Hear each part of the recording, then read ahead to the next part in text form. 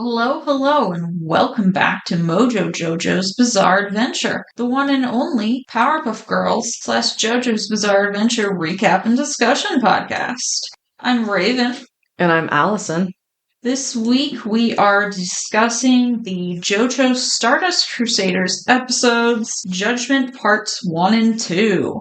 Before we get into discussing these episodes, I would just request that if you haven't already, to leave us a review and also follow / subscribe to the podcast depending on where you are listening to it. It would be super great if we could get more reviews because we would like the feedback, and we would also like to be able to reach more people with the podcast. And we will read some of the reviews on the podcast. Yeah. If you write us some. So smash all those buttons. Yeah. Alright, so Judgment Part 1. Gramps is steering them to a tiny island that has a man on it that is important to their journey. The rest of the group question it, looking deserted, and Gramps said a man in India steered him to it. Someone is watching them and they chase him, but it looks like an old gray Avdol. He is feeding chickens, but when Gramps approaches him, he says to go away and that people only visit when something bad happens. Not only does he resemble Avdol, he sounds like Avdol. Gramps says it is Avdol's father and that he must tell him Avdol has died. Gramps tells Polnareff Avdol's death isn't his fault and that Avdol's father is also a stand user. Polnareff goes off by himself and finds a lamp in the sand. Why does he keep going off by himself? Yeah, he's always wandering off and then not having a good time, to say the least. I mean, I guess I understand, he's maybe a little freaked out about Avdol's father being told that Avdol has died. So I can sort of see him being kind of squeamish about it. He tries to wipe barnacles off of it when a mechanical genie comes out named Cameo and offers him 3 wishes. He attacks it with Silver Chariot, but it is a good fighter. Polnareff says he wants to be rich. The genie says it's granted and then disappears. Polnareff thinks that since the stand is so powerful that the user must be close by. He tosses the lamp in the grass and hears metallic clanging, and when he investigates, basically finds a buried treasure of gold coins from the Napoleonic era. The genie from up in a tree asks for his second wish. Polnareff first says he wants to be a comic artist bigger than Disney, and then he asks for true love. Polnareff changes his mind and says he needs time to think, and then asks the genie to bring back his sister and Avdol. Hail to you, the genie says. It will bring back his sister first. It goes away. So it seems like every time the genie grants a wish, it kind of disappears or whatever, but it's starting to get dark. Polnareff hears digging and heads towards it and finds footsteps and the remains of a shallow grave. Then hears a woman crying softly. A naked woman can be seen in the tall grass. She says to stay away and that she's in pain, and Polnareff recognizes his sister Sherry's voice. She says her body isn't fully formed. She runs off and he chases her, and he says he just wants to see her face one last time. He has flashbacks of her as a little girl and the last time he saw her, then comes across some mutilated half-eaten birds. Sherry stops and Polnareff asks why she is running away. She says it's because she is dirty and her hair is a mess. She keeps crying, and he says she is perfect as she is, and asks why she is sad as he approaches her. She says not to come closer because he will hate her, and she brings up a time she gave his tropical fish to a cat, and he said he hated her. He says he's always loved her. She now says she's happy crying because she can finally eat him. She turns, and the other side of her face has a bloody hole where her eye was, and she lunges and bites his throat. He screams, and she plunges her hand into the hole in his neck. He brings out Silver Chariot, and she dives into the tall grass. She says she is still underdeveloped, but will become whole if she eats his flesh. She comes out and bites his ankle and then darts away again. He bellows for Cameo, who appears up in a tree. Polnareff asks for his third wish to be to return his sister to the grave so she can rest in peace, but Cameo refuses. His stand is represented by the Judgment card, and he can manifest wishes from people's minds. The wishes come up from the soil. Polnareff manifested his sister from his own yearning. Cameo can't undo it because it was created by Polnareff. Cameo cackles that Polnareff already made a third wish. Dun dun dun! Which is supposed to be bringing Avdol back. I had like a note. I put, Polnareff suspects the genie is a stand, so why even play along with giving wishes? And most times a loved one is brought back to life. It is a zombie situation. Like whenever you hear it in like a book or movies or whatever. Polnareff is not a very smart dude, so I just assume it's more because of that, and he's just like easily distracted and shit. So he's just like, yes, I will do this now, even though earlier I suspected you were probably trying to kill me. I mean, he was off by himself for a long time. I'm not sure why he didn't kind of try to get back to the other group or why they never came to look for him. They were looking for him, actually. It's a very brief scene. They're like, where's Polnareff? He's been gone for a while. Well, I mean, they bring it up, but I don't feel like they never go look. They're just like, Yeah, I guess. So, like, this whole thing was, like, pretty creepy with his sister. I'm not sure why she needs to be naked, because we'll see later Avdol is fully clothed. Yes. So, like, if he manifested her, why does he even know what she looks like naked? I don't know. Yeah. Maybe I don't need to think about these things too much, but... Like, I get the guys, they kind of show off their physiques a little bit in the show, and maybe we've seen, like, Dio technically naked, but the men are not naked. Yeah. And, like, we saw Anne naked, we saw Lisa get in the tub, we even saw up, Holly's back. Yeah. So, like, I don't know why that is necessary. Because I'm thinking he could have just, like, I don't know, imagined her, like, in a nightgown or something. I don't know. Yeah, or, like, in the clothes she was buried in, if she had, like, an open casket, or just the last thing he saw her wearing. Yeah, like, her favorite outfit. So, yeah, it was just, like, creepy altogether. I'm just not sure...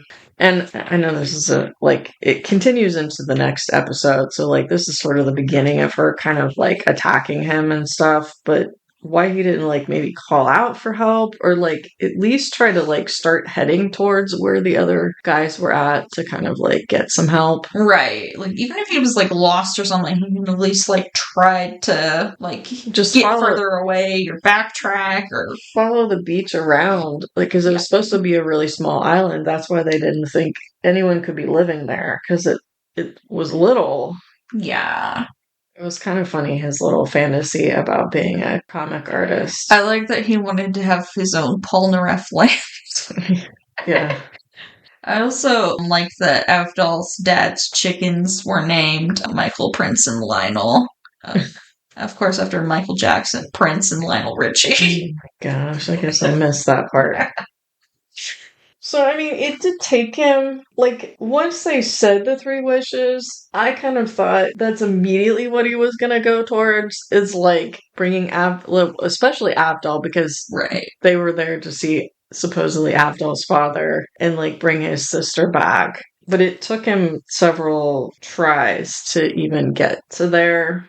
And then I think I said something to you while we were watching that, like, Polnareff's, like, really been through it. Yes. Like, there's a lot of stuff that's happened to him when he's kind of, like, wandered off by himself. I guess most notably I'm thinking of the creepy doll thing in his hotel room. Yeah. And then even what went on with Enyaba. Yeah. He's been attacked in the bathroom twice, technically. Maybe 3 times if you count the pig. And so I'm just like, he took care of Centerfold. Like, I wouldn't blame him if he would want to go home after this. I don't know. I've maybe even said this on the podcast. It's just like basically like that. Let's torture Polnareff today is basically its own genre of JoJo episode because it happens so often. Yeah. I feel like it hasn't really. I mean, Gramps went through it with that growth on his arm, but the other two, it hasn't happened to them as much. I'm not sure why they're. Yeah, we really haven't had anything like that with Jotaro. And I know the baby incident with Kakyoin Yeah, that was pretty rough. Yeah, that was not great for Kakyoin, but that was like one thing I can think of like at least 4 times with. And Polnareff was technically part of the baby thing too. Like they just didn't remember that they were like in the dream and stuff. Start with that many Polnareff focused episodes where he does not suffer. I feel like he weirdly gets the most amount of solo episodes where it focuses on him. I've even seen some people say that he's more like the true main character of Part 3 than Jotaro. I guess in a way, we do see so much, and they're always like having him drive, and yeah, I feel like at least this episode, Jotaro was really none of them were in it very much. Yeah, I'm not really sure he's like the heart of the show, though. Yeah. But I do kind of like at this point, after all those things happening, I do sort of feel bad for the guy. Yeah. I mean, he really goes through it with Sherry. I don't know what he thought was going to happen, but like he did really just want her to rest, like, put her back in the grave, and because she is just in this form in distress, it seemed like. And I guess like the whole like eating him thing was like just his guilt. Which I don't know, if he thought he should have been there when she was killed, like if was maybe somewhere else and he should have been nearby or something. And I don't know if they really talked about that. Yeah, I'm not sure they really do. Or he just feels guilt as like, the big brother should have protected her. And it really wasn't anything he could have controlled or anything, but I was thinking the way it was portrayed that she was younger, because this looks like a full-grown I thought woman, more of a schoolgirl. Yeah, I thought she was supposed to be like on her way to school or something, so I thought maybe like, like early high school, maybe middle school. But she does look like a grown adult woman, which might just be like that they're not great at drawing children, or Rocky wasn't great at drawing children. I don't know. The baby was pretty creepy, so. Okay, so Judgment Part 2 basically picks up where Part 1 left off. So Cameo mocks Polnareff for his naive wish to bring his sister back to life, but then grants his third wish of bringing back Avdol. Zombie Avdol appears and sprints toward Polnareff, and then cut to the theme song. When we come back, Zombie Avdol claws Polnareff across the chest and sends him flying. This also breaks the zombie's fingers off, which pisses off Zombie Avdol.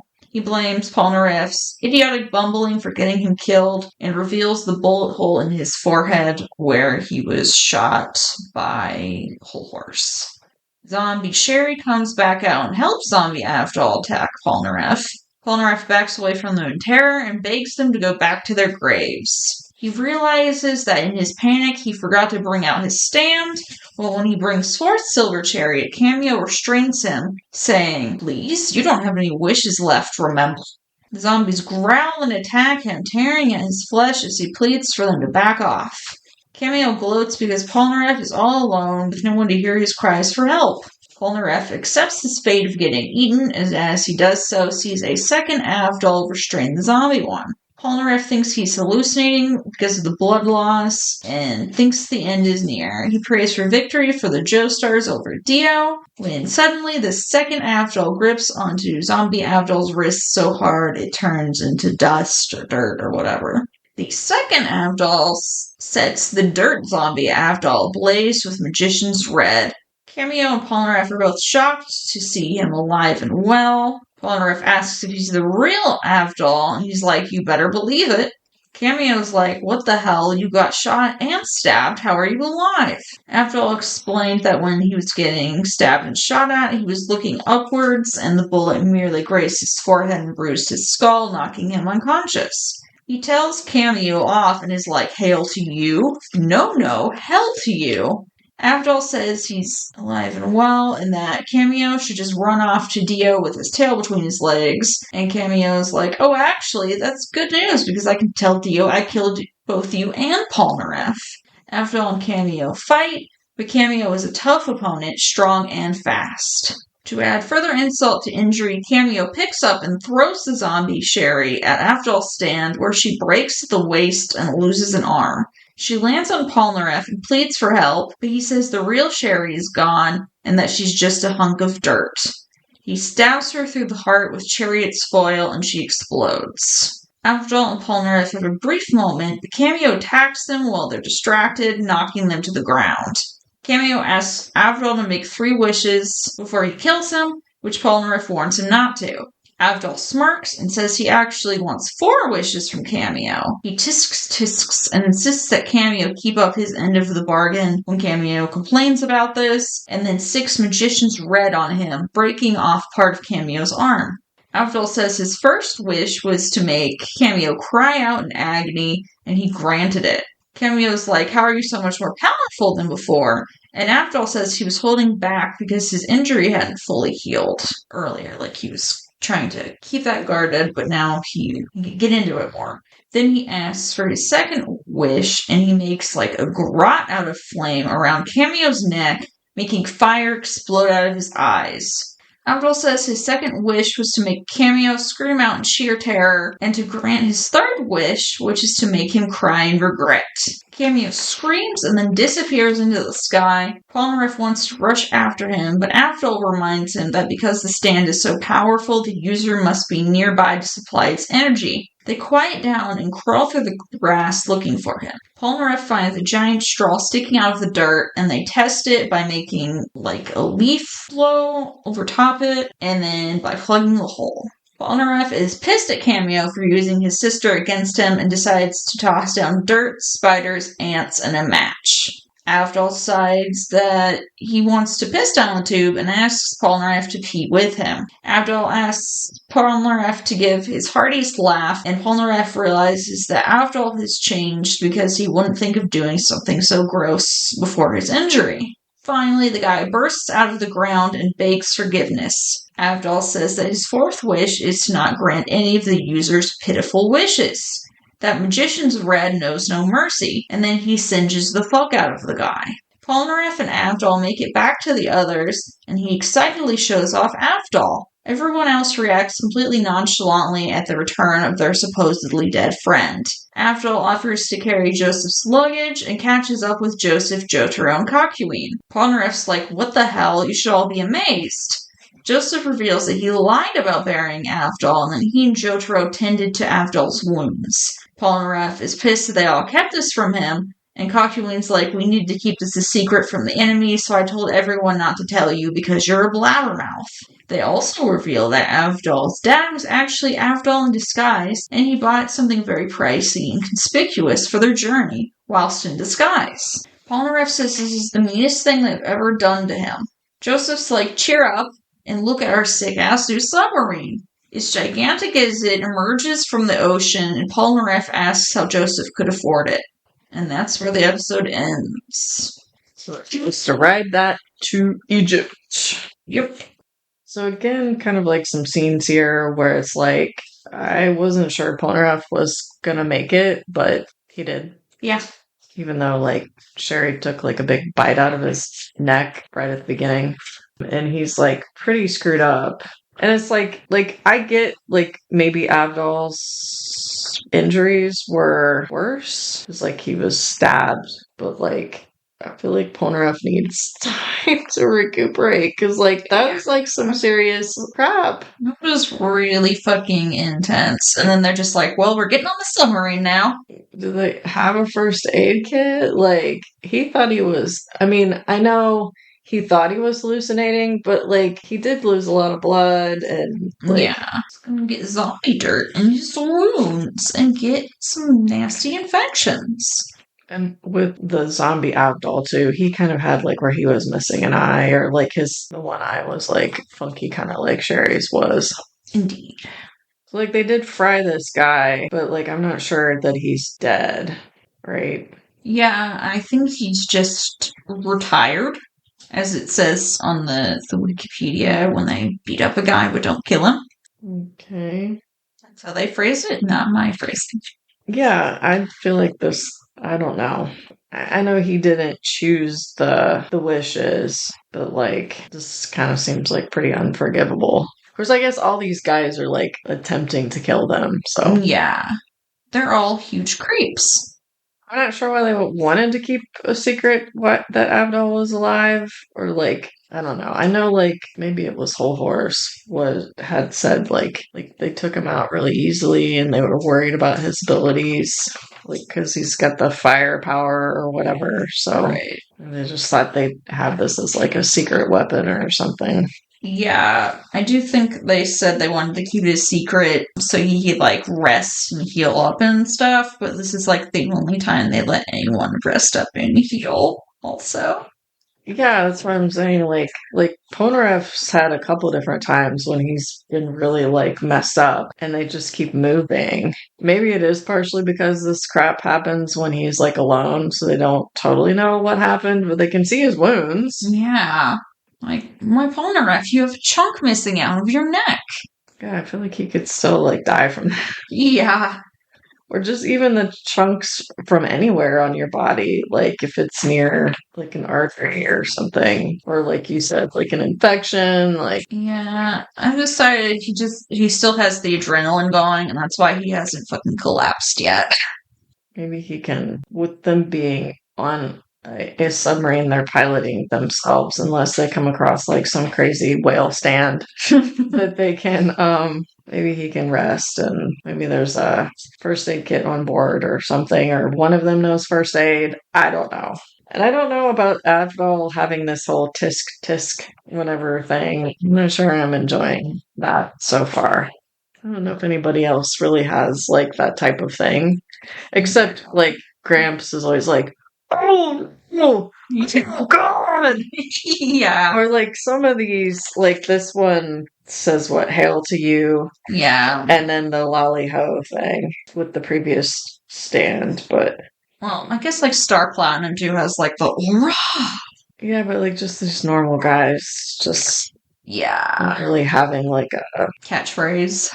Yeah, or, like, a tick in there, like how they talk, where they, they say a certain thing a lot. Yeah. I feel like I'd be pretty upset if I were him, just that they kept that Abdul was alive from him. Because, like, who's he gonna blab it to? Yeah, it's only they have cell phones in 1987, I mean, unless you're super rich or a businessman. He is kind of dumb, but, like, and Gramps was, did say it wasn't his fault with Abdul, but I don't know. I don't love it. And not that I want crazy shit to happen to other characters, but I'm like, can we leave Polnareff alone? We could lay off him for a couple episodes at least. Come on. It's at least like Gramps or Jotaro's turn. Yeah. Let's put Joseph in some situations. Like, Jotaro's too smart to have like growth on his arm. He's too smart to like make wishes with the genie. He's too smart to wander off alone. He's too smart to use a baby. Fall asleep in front of a baby. I don't know there like what Kakyoin did wrong. But. Yeah, I don't think that was really Kakyoin's fault in that case. He's too smart to try to pick up Whole Horse's girlfriend. He's too smart to think the little old lady was sweet. He's always the one that's too smart to wash his hands in front of a mirror. He's always the one that's like the voice of reason, or like he's deduced something. Yeah. Like, I don't think so. He's too smart to get road rage. He's too smart to shower on a creepy ship. That was just weird. Anyways, who's thinking of showering at a time like that? I mean, obviously she didn't know the gravity of the situation. Yeah. I think I would have. I don't know. Weird time to bathe. I'm not sure how long she'd been like hitching rides and stuff. Yeah. Maybe it had been a while that she had access, like something like that, but she was just like, ew, I feel all salty from the ocean. I need to bathe. No, if there's like a place, or like if she could have locked the door. I know the orangutan had control of the ship and probably could have unlocked the door, but it's just very odd and unnecessary. Yeah. Jotaro wasn't too smart to sneak on the ship. And he wasn't too smart to shoplift. He wasn't too smart to fall downstairs. Oh, yeah. Yeah, he fell for that one. He wasn't too smart to... I don't know. He doesn't get into situations as much as I will. Well, I mean, there was the whole doctor thing. Yeah. He wasn't too smart to go to the... Yeah. He wasn't smart enough to save Holly. Or, I don't know. Well, we don't know what happens with that, but like... He wasn't smart enough to prevent Holly from developing a stain in the first place. I still don't love that. No, I don't either. He wasn't smart enough to not call his mom a bitch. He wasn't smart enough to, like, not get on the cable car, and he tried to use a popsicle on that yellow stuff.